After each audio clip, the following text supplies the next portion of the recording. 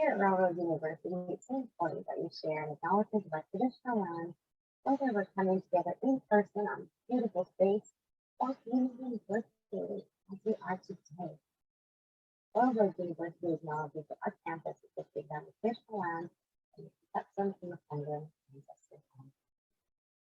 It declares gratitude for you, work, and play for the past, present, and future scope of Indigenous, non-Indigenous staff, students, and faculty come together. This is a great time to start that chat box. So again, if you have that box down below, here's the chat box icon. And if you feel comfortable, let us know where in the world are you joining us for today? What world are you working in? What sector are you working in? And if you're coming in with any specific questions, feel free to pop them right into our chat box because we'll move through those together. So we're going to head to the chat box in just a second to get to know some of the folks that are with us here live today. Before we do so, we want to make sure you know who we are. So my name is Selena Dina. I'm an education specialist here on campus. I'm so excited to be a part of today's discussion where we explore a Master of Arts and Graduate Diploma in Human Security and Peacebuilding. Ken is the program head of this wonderful suite of programs. So thanks for being here, Ken. Thank you. Well, let's head to that chat box and get to know some of you wonderful folks who are with us as well. So we have Sandrine, we have Ken, we have Penny, Jessica, Aziz. And you also will see Diana in the chat box as well. Diana is a part of our enrollment advising team here on campus, and she is fully equipped with tons of information on these programs or others on our campus as well. So she'll be in the chat box, popping in some helpful links or answering some questions that come up as well. So a big welcome to all of you for being here today.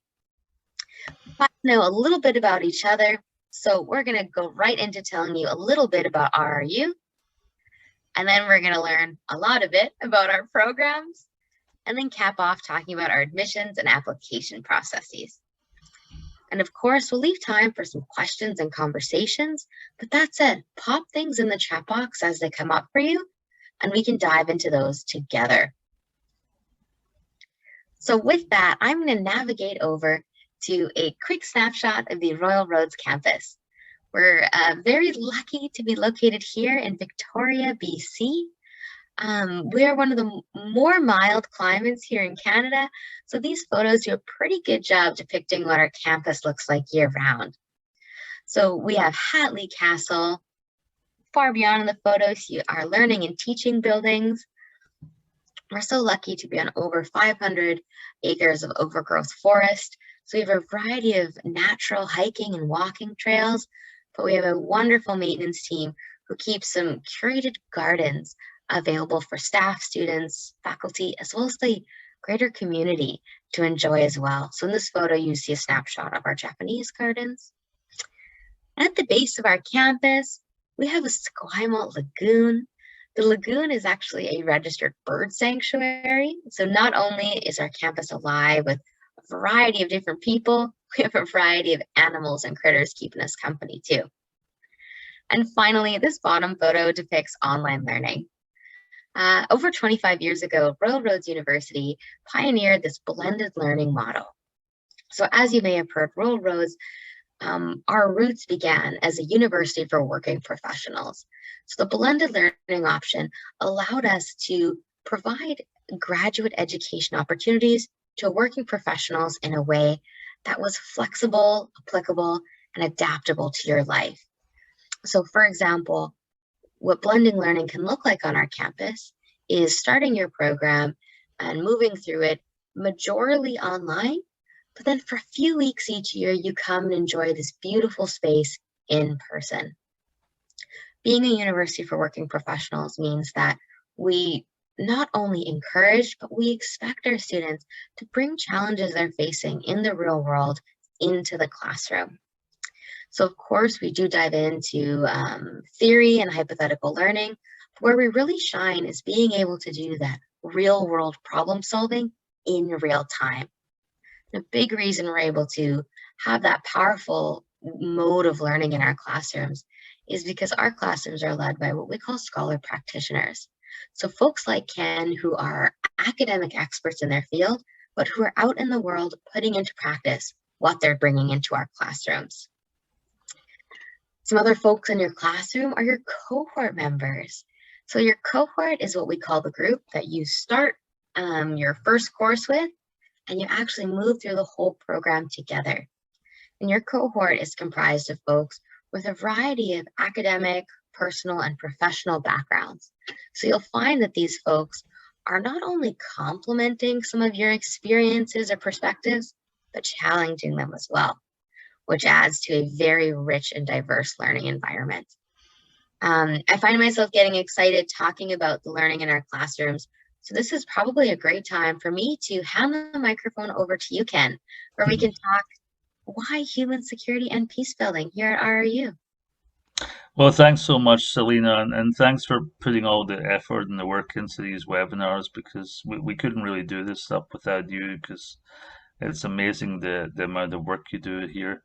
And so the question is, why do we want to study human security and peace building? And I think that one of the things that we're trying to do here is we're trying to respond to what's actually happening out there in the world, as Selena says. We're trying to respond to an increasing demand for leadership in humanitarian assistance. But not only that, we're looking at how do these societies engage in social reconstruction after conflict? How do they manage conflict? How do they approach peace building in international contexts? And we view peace building as a very broad concept which emphasizes social transformation, integrating short-term development initiatives into long-term sustainable peace processes. And the key word is sustainability. We want societies that have had this kind of conflict to continue in a peaceful way, to continue in a way that allows them to develop naturally and sustain what they've achieved through this. So we have basically students all over the world involved in these kinds of processes, but also in Canada, of course, because human security and peace building is not just related to international context. We have a lot of problems at home in terms of reconciliation, for instance, conflict management between different groups, etc. So we need to emphasize that also. I think the next slide, please. So the overview of the programs sort of runs like this. We have two programs, basically. We have a Master of Arts program, which is 2 years and 36 credits. It's online with 3 residencies, and these are 2 mandatory 2-week residencies. So basically, you have to come for residency. Of course, during COVID, we had basically the residencies were run online because we were, like many other universities, shut down or in lockdown with this whole process. But from now on, we go back to the 2 mandatory 2-week residencies. So a residency for 2 weeks in year 1, and a residency in year 2 if you're doing the Master of Arts. And there's another optional 1-week residency that's a possibility also. Secondly, we have a Graduate Diploma. That's about a year, and that is about 18 credits, and it's online with 1 residency. So even if you're doing the diploma, you have to come to the campus for 2 weeks and basically meet your fellow students, have this intensive face-to-face experience. That's why we call it a sort of blended model at Royal Roads, because you're not only taking your education online, you're basically coming to campus, you're meeting your fellow students, and you form this relationship basically over the 1 for the Graduate Diploma or 2 years for the Master of Arts, in terms of how you bond together as a network. And I know that the students I was teaching, say, 11 or 12 years ago, still know each other. They still collaborate with each other. They still provide each other with information. So the whole process is about developing this network. That's as much about the learning as is, the sort of theoretical and practical knowledge that you'll learn. So next slide, please. So we have again, the program at glance, we have preparatory courses. We have an introduction to academic integrity. We have required courses in human security and peacebuilding, such as the foundations of human security and peacebuilding, development and human security, international law and global institution, foundations of research, social policy issues, social and economic insecurity, conflict in the post-Cold War era, and the politics of governance and human security. And we have several different options that students can take in terms of how they approach this. Basically, three options. The first option might be that after your first year, you want to find yourself in the thesis track. And that is, you would take a course in advanced research methods and you would complete a thesis. And a lot of people want to do this because they want to basically maybe go on and do a PhD or do more higher education, etc. They want to do a piece of research on something they find really interesting. They're curious about something. They're curious about something in development or human security, etc. And they really want to find out more about this. So that's for people who want to maybe do that and then go on and further their education by doing a doctorate or another higher degree. The second option, and one that many students find more attractive, is the course-based track. And that's a kind of, basically what you do is complete all the courses which are in the program. So you do different, for instance, you do a course on capacity building, applied field skills, strategies and processes. You do 3 electives, and you can do a short paper course also with that.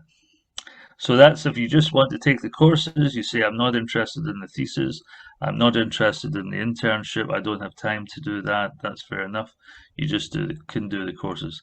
And the last option is to do a course-based track with an internship. So again, you're taking most of the courses and then you're doing an internship. Now, a lot of students find this very attractive because many students come into the program and they may have their first degree, but they want to get into a career working with international or domestic non-governmental organizations. They might want to work with the United Nations. They might want to work with the Red Cross or all the different humanitarian organizations that exist here in Canada and throughout the world. So they want to get some experience in the real kind of world, and they don't necessarily have that. So we can send them off for 4 to 6 months to do an internship and get that kind of practical experience. And we've had students who've gone off to many of the different countries in Africa, for instance, in Asia, in Latin America, and even in Canada, of course. You can organize an internship if you want to stay here because you have family commitments or something like that. But we've had students who have taken their entire families abroad when they've been doing the internship. So, and some of these internships are paid. You know, you can get a paid internship, or you can go as a volunteer and do that kind of work. And then you write up a kind of reflective report on your internship. So that's for people who want to try and get that practical experience. They don't necessarily just want the academic thesis experience. They don't want to take all courses. They want to get out in the real world because they don't have that experience already, and that's understandable. And a lot of students do take that option. So next slide, please. So these are some of the sample elective options. I won't go through all of them. I mean, they're all on the screen, but we have an elective system again in the second year. We have that come under the Humanitarian Studies program, and this gives students a variety of courses which they can take, and you know, they might be interested in different things. For instance, they might be interested in ethno-political conflict in the Canadian context. They might be interested in adaptive management for complex humanitarian problems in the 21st century. They might be interested in environmental and resource-based conflict management, Or there's another one, Foundations Reframing Child Wellbeing in Complex Global Realities. These all add to the variety, so you can pick and choose your electives when it comes into the second year so that you tailor your program to meet your own needs. You know, you may be more interested in one of these over another, or you may be interested in two or three of these as compared to the rest of these. So these are just a sample of the elective options. There are more. You can move on to the next slide, please. So how to apply? Do you want me to do this section, Selena? Or I am happy to tag back in here, Ken. We okay, have a few slides that will go over how to apply, great. but you gave us a whirlwind spin through our programs. Thank you so much. For anyone who has kind of got some questions bubbling, this is a great time. Let's pop them in the chat box. I just have a few slides where we're going to go through the admission requirements and what applying looks like, and then we'll have time for some question and answer. So again, you are more than welcome to start popping those questions in. So to kick us off, we're going to talk about admissions. So here at Railroads, we have both our standard and flexible admissions. So I'll start with talking about standard admissions. If you're interested in this program, what we'll typically look for is applicants who have a 4-year or comparable undergraduate degree from a recognized post-secondary institution with a minimum GPA of a B+. And you'll see that we ask for a relevant and related, a degree from a relevant and related field. And then you'll see little asterisks at the bottom there, where when we ask that, we're actually interested in you telling us how your degree is relevant and related to this program. You're going to show, you're going to explore and unpack how your degree is related to this program in some of our supporting documents. And we'll go through those together in just a second.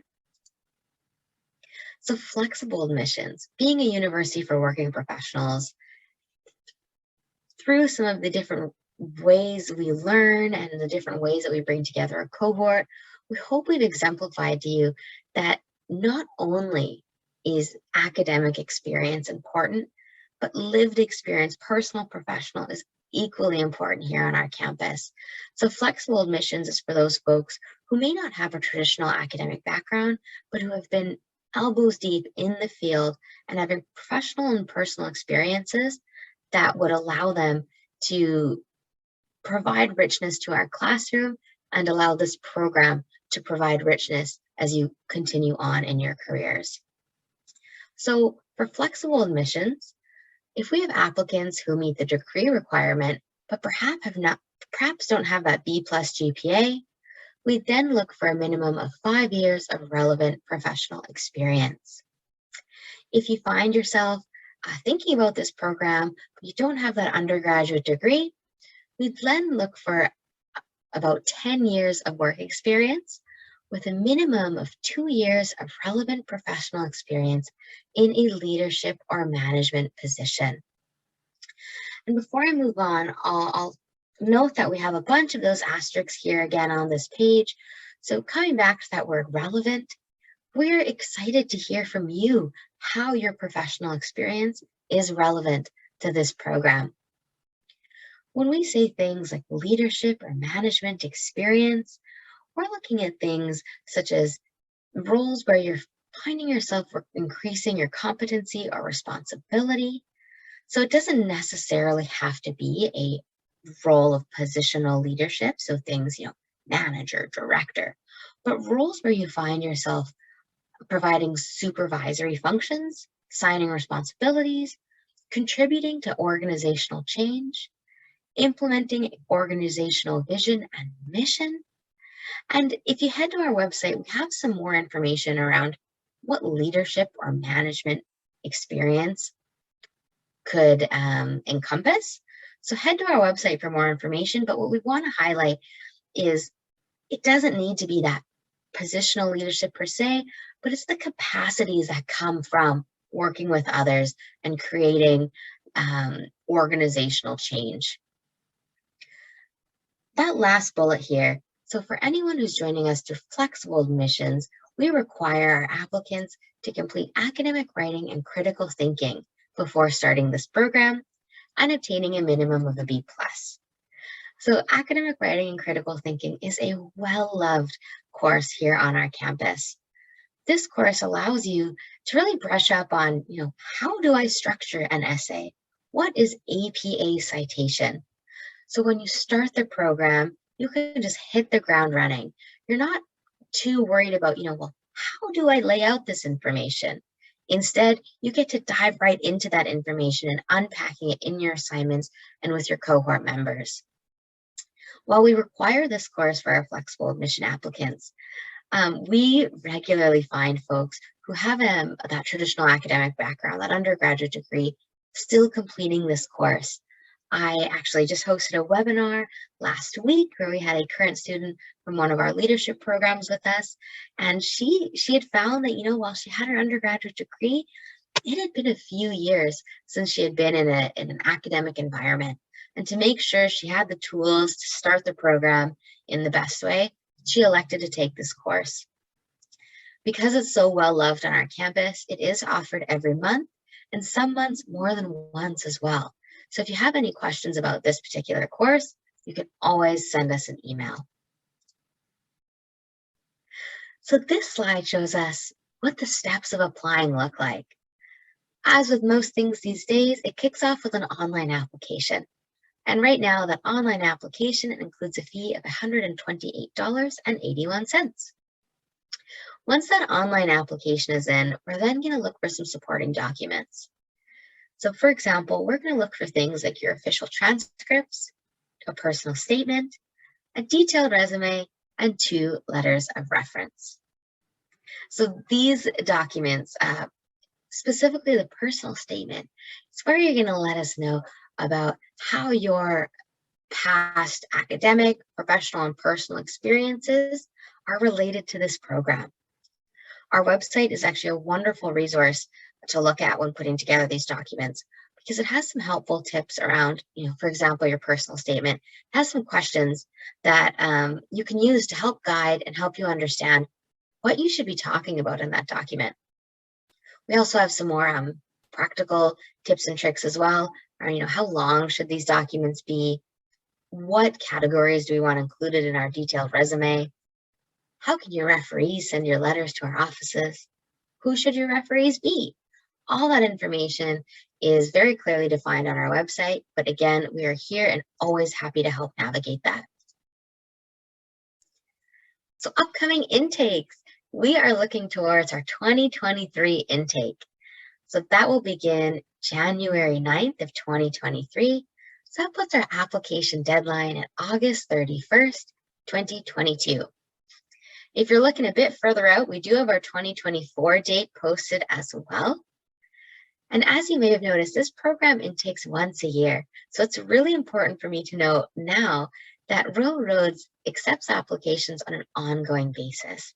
So that means that we're not actually going to wait until August 31st, 2022 to assess all the packages that have come in and then let you know about your seat in the program. Instead, once that online application is in and your supporting documents have been submitted, we're able to adjudicate your file and let you know about your seat in the program. It's important for me to note this because some of our programs can fill up quite quickly. So if you're interested in starting this program with us in January of 2023, get that online application in as soon as you can, because it lets us know that you're interested in a seat in the program. And then from there, we can always help you out getting those supporting documents put together. An important question that we get is around financial aid. And as we should, financial planning is a critical component to being able to chart your path forward for post-secondary education. So on this slide, we wanted to lay out the website as well as the direct phone lines for our financial aids and awards team. They have their fingertips on resources available to you through Royal Roads, so internally here, but also externally that some of our students have won as well. So if you have any questions around loans, scholarships, bursaries, or any other types of funding, depending where you're located, connect with our offices because they'll always be able to answer those questions for you. So every time I've said connect with our offices, I probably should have let you know who our offices are. Well, this slide does just that. So Diana is just one beautiful example of our enrollment advising team who's so excited to answer any questions about this program or any others on our campus as well. So if you are a Canadian citizen, permanent resident, landed immigrant, or refugee, you're going to connect with Diana and her team at learn.more@royalroads.ca. And if you are joining us as an international citizen or temporary resident, you're going to connect with Diana's counterparts in our international enrollment team at learn.more.international@royalroads.ca. And our international team does have a WhatsApp connection as well. So if you have your phone handy, you can always scan this code here and you'll get connected directly. But we'll make sure that this slide and all this information is included in our follow-up reporting. So with that, we have come to the end of our formal presentation today, but I see our chat box has some stuff going on. So what I'm going to do is stop sharing our slides now. I'm going to open up that chat box. So if you have any questions, this is where we're going to get to them. So feel free to pop them into our chat box. We had a fun discussion around how amazing our campus is and how fun it is to have some resident peacocks on this space joining us. Diana has popped in a variety of links from the program schedule for our 2023 start dates for both the MA and the Graduate Diploma.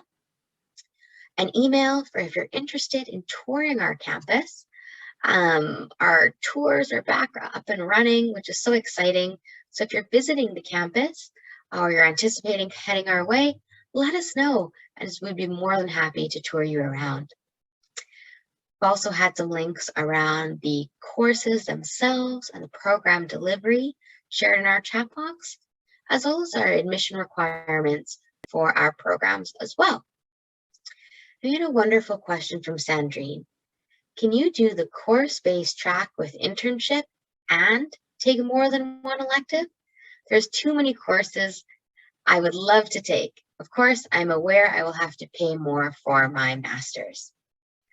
And then Ken provided a response in our chat box saying, good question. Most people find they have a lot on their plate completing the normal courses and options, but if you want to do some extra courses, I'm sure we could help out. Absolutely. Was there anything else you wanted to add on that, Ken? No, I mean, there's a lot of work to do the courses, of course, but I mean, you can always come back and do extra courses and move things around. Definitely, it's not there's nothing that's fixed in stone, so it is possible. But Sandrine may find herself overwhelmed with some of the courses already. But I'm always happy to provide students with other options to take courses. There's another question there. Can you start from Penny? Can you start with the Graduate Diploma program and then switch to the MA program at a later date? And the answer is, of course. A lot of people we find starting the Graduate Diploma, they're not quite sure if they can take 2 years to do the Master's program, and they may just want a diploma, and they may want to see how that goes. So if you do the first year of your diploma, and then you say, oh, I really want to finish up, I really want to do the master's, that's perfectly fine. So you can switch into the master's, or you can have done the diploma and you can come back maybe 3 years later and say, I want to do the master's degree now. And of course, it'll be another year after that to get the master's degree. So that's absolutely fine. And that's a good option for many people. Absolutely. And then from Jessica, there's curious if working professionals are more likely to take the thesis option or the course-based track. Also, is the program available to take primarily online, and then you just have to come to campus for a 2-week period? Well, to answer the second part of that, Jessica, you do take the program, of course, online. You start online, then you come to campus for 2 weeks. And if you're just doing the diploma, you only come for 2 weeks in the first year. If you're doing the master's, you have to come back for a second 2 weeks. That's not really negotiable. You have to come for 2 weeks in the first year and 2 weeks in the second year, because we are mandated by the Ministry of Education through our programs that we provide that on-campus education. And we also believe that when the students come and they engage in dialogue and conversation and meet their instructors and they do a lot of group work, for instance, that this is a huge benefit and part and is an incredibly important part of the degree. She asked another question there about if working professionals are more likely to take the thesis option or the course-based track. Well, we get a lot of working professionals, of course. We get people who are just coming in, having completed their first degree and an undergraduate degree. We get also people who say, well, you know, I don't have a degree, but I have all this work experience in the world of humanitarianism. And some of them say, you know what, I'd like to do this degree, but then I'd like to go on and do a PhD, or I'd like to do another degree after this, or I'd like to do a thesis that's related to the work environment I'm working in, right? So they might want to have a look at their actual place of work in some cases. And that is an option. But, you know, a lot of people who don't have the time to go through a kind of thesis option and do a really because it's a lot of work, the thesis option, to be quite honest with you. Just say, okay, I'll just prefer to do the course-based track, and maybe I'll take another degree and do a thesis option within that. So there's another question. Thank you, Ken. If you switch from a diploma program to masters, will you need to go through the application process again? I'm not sure about that. I don't think so. Maybe Diane could answer that, or maybe she has answered that. Oh, there you go. She's answered that. Thanks, Diane. If you're still in the diploma program, when you decide you would like to transfer, you will not need to apply again. We'll request a program transfer. Right. Yeah, but if you graduated from the program and then maybe 2 years down the line you think I'd like to do the masters, then you have to do a new application. But of course, all the credits that you earned in your diploma program will be transferred into your master's course.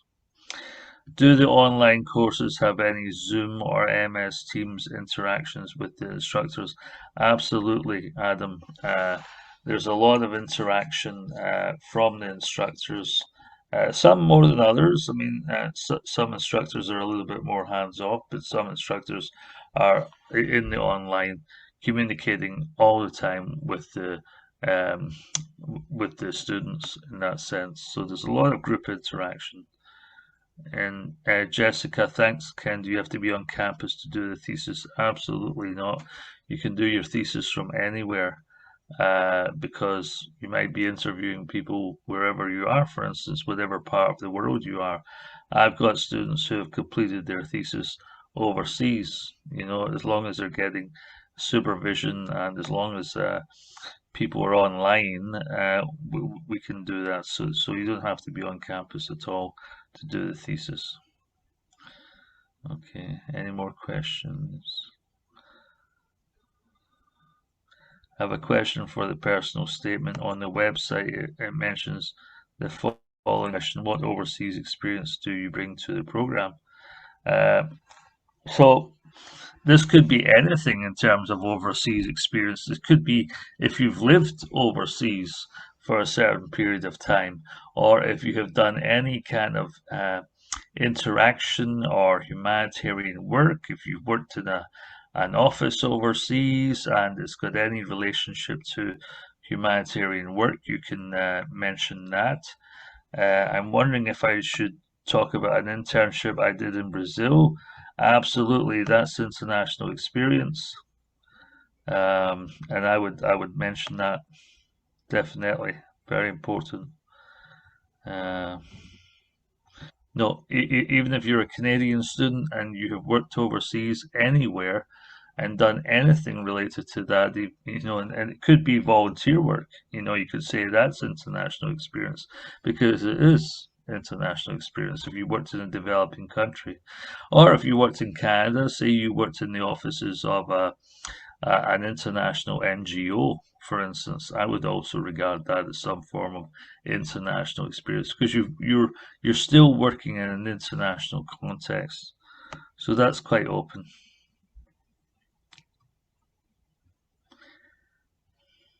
Okay, great. Any other questions?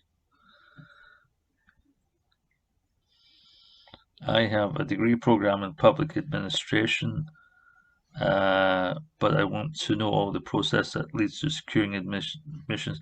Well, the admissions process, I think Diane has put up all the web page for getting into the HSBB program.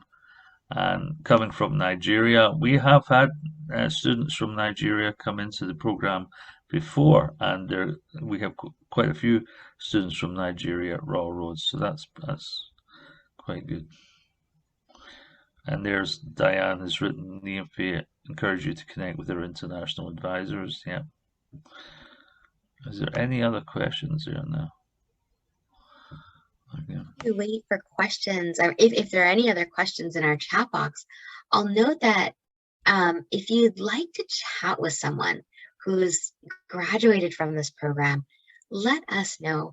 We're always able to set you up with a discussion with any of our alumni to help you better understand what this program is about, what the experience for a student sitting in a seat is like, and how this program helped them grow past graduation. Then we've had some wonderful webinars with some current students as well. So in our follow-up communication, I can share webinars with current students and alumni we chatted with about their experience in the program. And what I'll also do is Ken has hosted just some fantastic what we call special topic webinars that help that invite folks from our community who aren't part of our classrooms right now, but perhaps are interested in some of the discussions we're having, right into our conversations and get to explore topics within Syria, Afghanistan. We recently had a conversation about the situation in Ukraine. So I'll share those in the follow-up as well to give you a feel for the types of discussions we have in our classrooms. We had one more question that's probably the perfect one to end off on from Sandrine. Can you tell us how many places are still available in the program for January 2023? I really want to get in. Yeah, well, I mean, if you qualify, Sandrine, and I'm absolutely certain you qualify for the program, we will let you in because we don't have a solid cap on how many students, but I would say there's plenty of space left for the 2023 program at the moment because people also leave it to the last minute to apply. So as soon as you apply, and I review your application, and depending on what kind of application, whether it's a flexible admission, and perhaps I should say something about flexible admissions also, because I don't think we've really covered that. So there's two routes basically to get into the program. One is that you have a kind of ordinary undergraduate degree from an accredited institution, a normal university in that respect. So, and that you maintain a fairly good GPA over that period of time you're at that university. But the other way to get in is this: if you don't have a degree at all, we have something called flexible admissions. And flexible admissions means that if you've had experience overseas or even in Canada with working with humanitarian organizations or some sort of international work experience, etc., then we are willing to have a look at your record and your CV and make an allowance for that. I've had many students who never had undergraduate degrees come through the program and succeed in some ways more than some of the people with undergraduate degrees and go on to do incredible things in the world of humanitarianism. So it's really exciting. I had a student from Australia, and that student had no experience, no undergraduate degree, but she had been working in a kind of context in Australia where she had this incredible kind of international experience, and she was working, for instance, in suicide prevention, right? And she was doing an amazing job, and she was desperate to get this kind of degree, and she applied, she got in, and her performance throughout the degree was fantastic. It was so fantastic that she won all of her tuition back. She won an amazing award. I forget the name of the award, but she applied for the award and I supported her. And she got the award out of all the students at Royal Roads University. And this was someone without a degree. It was absolutely incredible. I'm very, very proud of that student. And as I am of all my students, I mean, they're all doing amazing work in Africa, in Asia, in Latin America, all over the world. It's an incredible program for people who want to go and do this. And a lot of students are highly successful. We have also, politicians who've come out of our program because our MLA in Victoria, Laurel Collins, was one of the first graduates from the program when I took it over. So incredible, even if you don't agree with their politics. Ken, you're so right. We have such amazing alumni. And actually, in some of the webinars, you'll see alumni not only speaking to their student experience, but as experts on our panel, because we have alumni who now teach in our program too, which That's is right. extra cool. So lots of different ways you'll connect with our people. Yeah. But it looks like with that, we have come to a close on the questions for today. Ken, was there anything else you wanted to share before we head off? No, I'd just like to say again, if you want to learn more about the program, we have the School of Humanitarian Studies is where the Human Security and Peacebuilding program is based. You can write to me, you can send me an email. I think Selena will pass on my email, and you can go over the recording again because we'll be sending you all a copy of the recording. And we also have an office. We have, for instance, Rhett Realkoff, Laurie Kane, who can answer your questions. Diane, who's fantastic on all these admissions questions, registration, etc., and how to go about the whole process. So we have other people, who will be able to help you. And really, if you want to apply, I would highly recommend the program. I'm biased, of course, because I run the program, but it's a great program, and we've had a lot of success in placing people in international positions. So, thank you. I'm biased too, but I can't agree more, Ken. I'll put my email in the chat box. How about that? So everyone can have it. That would be wonderful. But I'll also include it in the follow-up info as well. So with that, we are going to wish everyone a wonderful rest of your morning, afternoon, or evening, depending where in the world you're joining us from, or when you're watching this recording as well. As Ken shared, there is a whole team of us here eager to continue the conversation. So just because we've closed out for today doesn't mean we're done chatting with you. So we hope to hear from all of you soon. Have a wonderful rest of your day. Bye-bye. Thanks so much. Bye-bye, everyone.